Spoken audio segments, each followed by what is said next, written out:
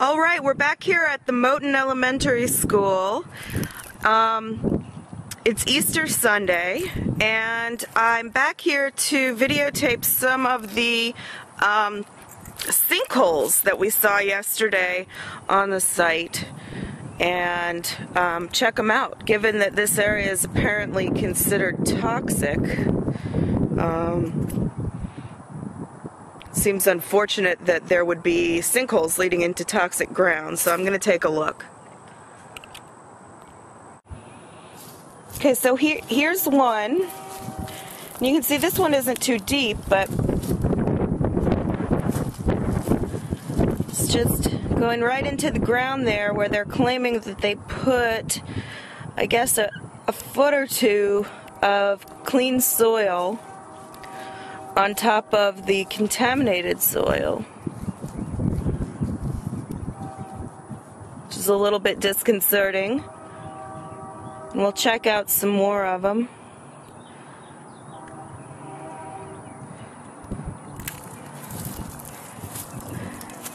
Here's some more sort of soil subsidence right here, and you can see right in, that goes down pretty deep into the ground. Right there.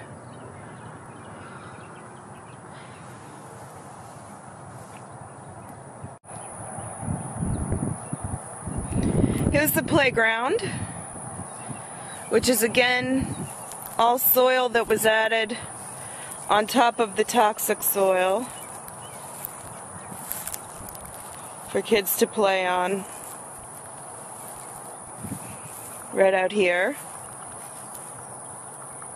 And all the houses, which were also part of the remediation projects.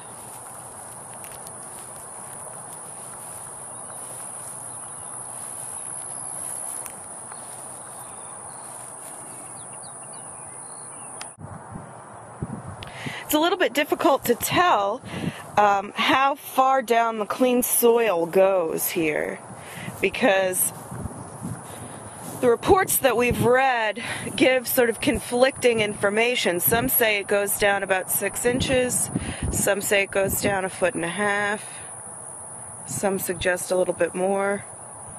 So we don't know whether these holes are really leading into what would be considered unsafe soil or not. It's hard to tell. Alright, and now we're taking a look at one of the larger holes. This hole, it's hard to tell the scale from the video, but this hole is probably about 6 feet long and maybe 4 feet wide and 4 or 5 feet deep. Running right up to the side of the school building. Here's the school building. And here's the hole itself. If we look in, you can see the concrete. It's my shadow. You can see the concrete, and then you can see that it just runs right underneath the whole school building there. Some sort of PVC coming out. And then you can see the sides of the walls of it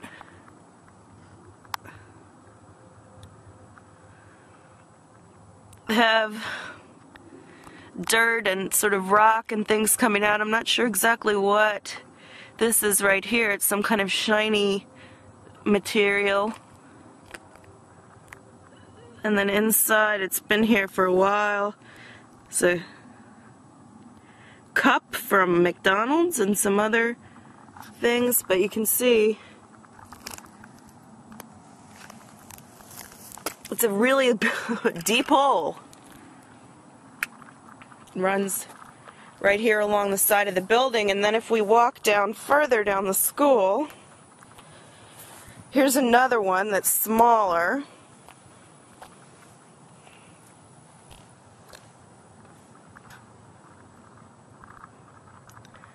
But you can see the ground is just sort of collapsing right at the side of the school.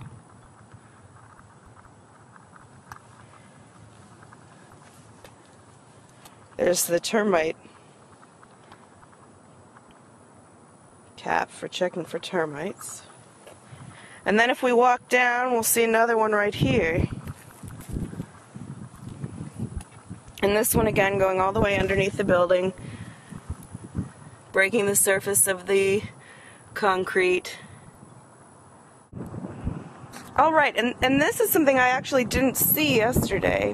This is along the back of the front wall of the school, and it's a rather large hole that starts out sort of small and then gets huge. And again, it's hard to tell the scale of this from the video, but at its widest it's probably about maybe 8 or 9 feet wide. Right here it's probably only about 2 or 3 feet wide, and it's probably about 6 feet deep. You can see here, I think, the actual pilings of the school, or of the wall. Sort of, I hope you can see there's sort of almost sand looking soil down there. And brush. The soil is exposed all the way, excuse me, the soil is exposed all the way underneath.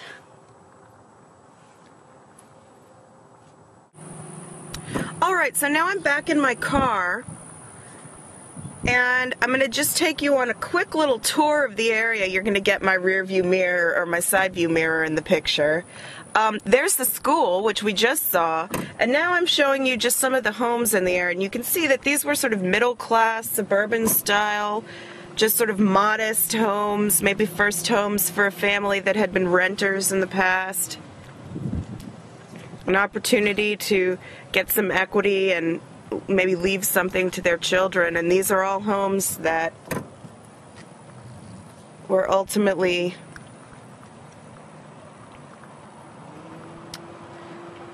in an area that could have been very dangerous to the families. Here's another cul-de-sac right across the street from the school. You can see all the cars that are back. These people are working really hard to rehabilitate their homes. You can see some of the landscaping that they've done right here.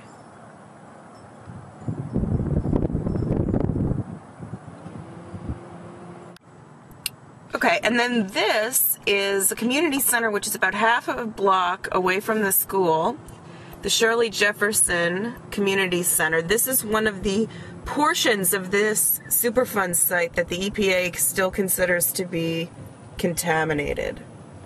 So it's about a half a block from the school site, and you can see in front of it these buildings here, I believe, are owned by HANA, which is the Housing Authority of New Orleans. That's our housing authority, which is now in receivership with HUD. And you can see some of them. These are, I believe, townhouses, and then up here, the totally brick buildings, which we'll come up to in a second. These are the public housing units that are all fenced off here.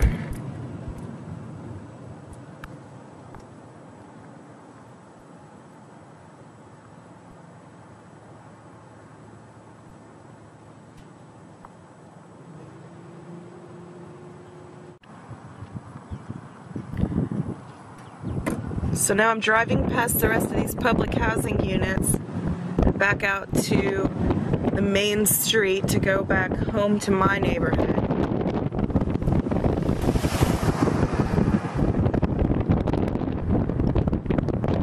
Happy Easter, indeed.